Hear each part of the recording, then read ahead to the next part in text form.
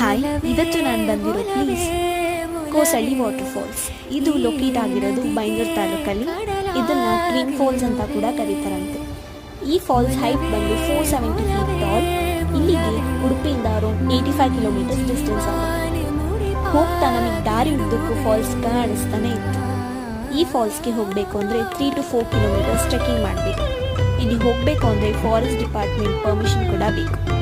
ಇವಾಗ ಇಲ್ಲಿ ತುಂಬ ಮಳೆ ಇರೋ ಕಾರಣ ಫಾಲ್ಸ್ಗೆ ವಿಸಿಟರ್ಸ್ನ ಅಲೋ ಮಾಡ್ತಾ ಇಲ್ಲ. ಸೊ ನಾವು ದೂರದಿಂದನೇ ಶೂಟ್ ಮಾಡ್ಕೊಂಡು ಬಂದ್ವಿ.